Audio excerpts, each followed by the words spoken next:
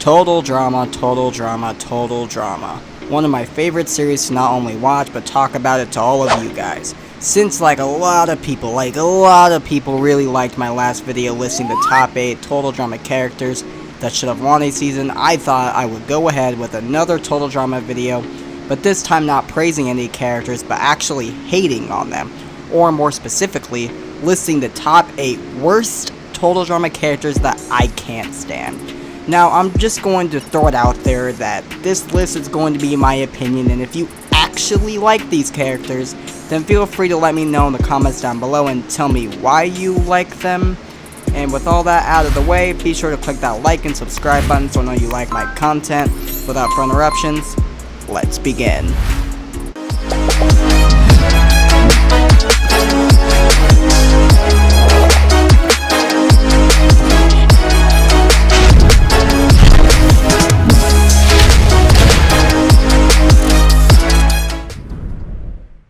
Starting our list off at our number 1 spot, we have Sierra, and if I'm not mistaken, I guess I could be wrong, but this is the first entry on any list that I've done where a character makes both a worst and a best spot on our list. Now to better explain myself, Sierra got our great number 8 spot on my top 8 total drama characters that should have won, right? Now taking that into account, that doesn't mean I have to like her, right? Yes, she carried Cody all throughout World Tour, but she heavily annoys me that it's not funny. I'm sorry, I know a lot of you really like her character, but unfortunately I do not. She had some great moments like helping Cody before the finale, but other than that, all she did was really annoy me to death on Cody this and that. It's like that Squeaky Boots episode of SpongeBob, man. Like, they overused her Cody temptations, if you want to call it that, so sorry for y'all Sarah fans out there, I genuinely can't stand her. Number 2 is Zombie Zeke. Now I saw a lot of comments wanting Zeke to return. And while I wouldn't mind that at all, they'd really have to completely overhaul his character. Because as you're all pretty aware, they turned him into such a meme that not only does he get the first boot every single time, but they also kept bringing him back just as a zombie gag, which I thought was getting pretty repetitive and stale, especially by All-Stars. Honestly, even when he was human, all he did was make everyone pretty mad, especially for his comment on how males are gradually better at everything than females or whatever. And while he was homeschooled and didn't really get out that much, in fact, if this is his first time getting out into the real world, then who am I to judge this kid, right?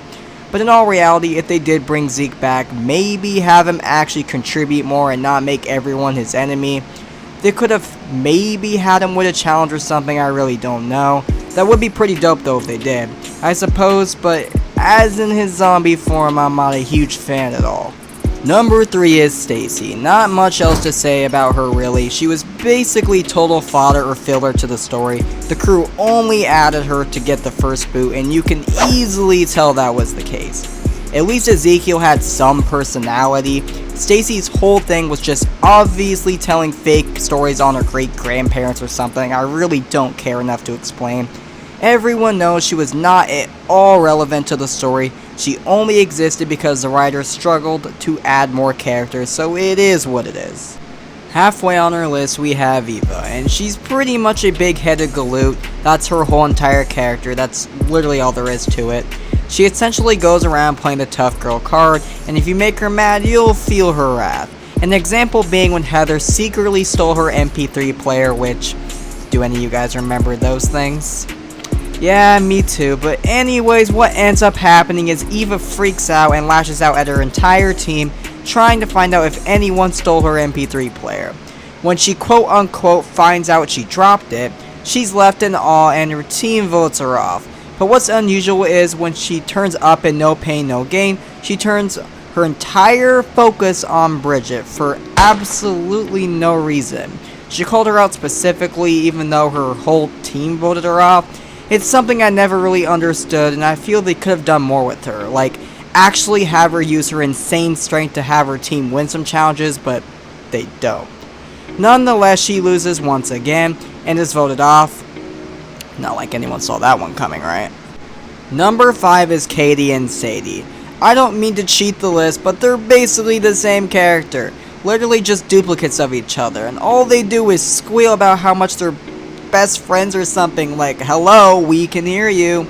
It's just literally constant with these two. I'm not kidding when I say I would want to fast forward every appearance they had in Island, which thank God that's the only season they appear in.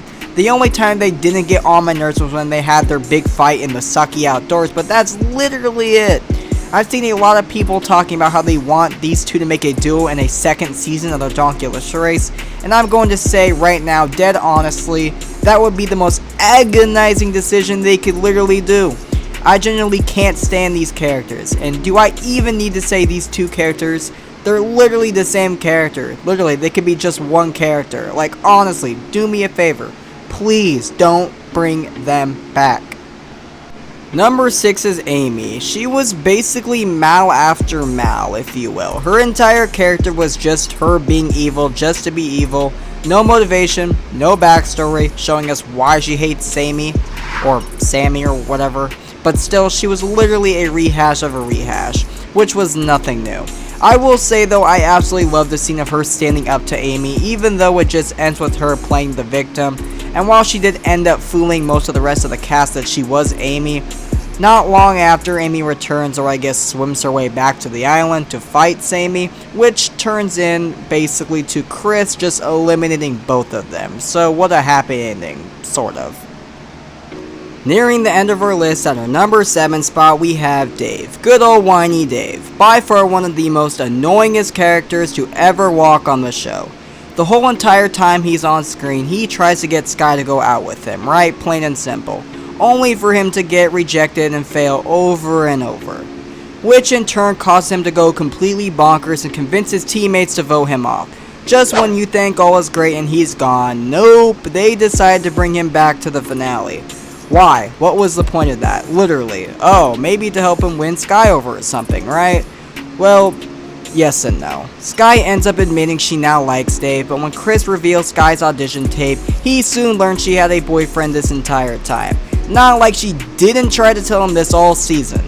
But nonetheless, she tries to explain she was planning to break up with him anyways, so they could be together. But you want to know how Dave responds to that?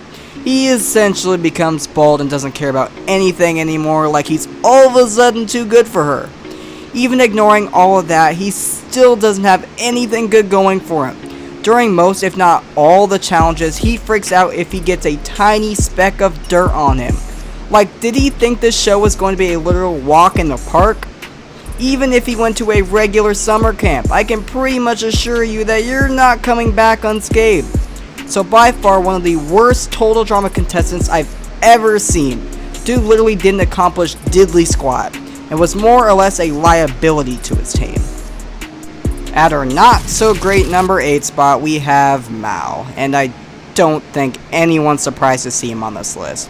He was by far one of the most infamous total drama characters that represents why All-Stars was touted as the worst season of total drama. Even some fans going as far to say that Dramarama and Pockatail Island are significantly better. And while I don't necessarily agree, I will admit it definitely stands out to the other seasons, and not in a good way obviously. Mal was essentially one of Mike's hidden personalities that finally breaks out and takes control. And while I think an evil personality of Mike's could work, the way they handled it in All-Stars wasn't very good. All he really did was break stuff and act like he was king of the world, made other total drama characters that were so incredibly intelligent like Heather and Alejandro look like complete and utter fools. Even as far as Mike's girlfriend Zoe not finding out until the finale. Cameron, who literally studied Mike thoroughly, still had absolutely no clue what was going on. Just complete and utter nonsense. Absolutely, he had no motivation. He was just evil for the sake of being evil. I also really hate the fact that they try to expand the lore by having Duncan remember he went to juvie with him, only to do literally nothing with the story. And ends up with Duncan blowing up a house because, you know, he's got to prove he's a real baddie, right? Don't even get me started on the ending. Really a stupid reset button. No epic clash between Mike versus Mal. So much potential just wasted. I can make a whole separate video on why Mal is the worst character of total drama on his own, if you guys really want me to. I know you guys love hearing about how much All-Stars sucked, and who knows, maybe if I reach 1,000 subscribers, I'll do a total drama ultimate All-Star special. where I go completely in depth going over episodes or something. I'll have to look more into that. But let me know if that's something you guys would like to see. But alright viewers, I think we can cross out the top 8 worst total drama characters that I can't stand on our list. Let me know what list you'd like to see next. With all that said, I look forward to seeing you with our next list.